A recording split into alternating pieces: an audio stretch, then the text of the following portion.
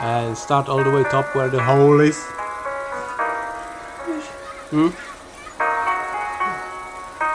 Go close, be comfortable, stable position, right?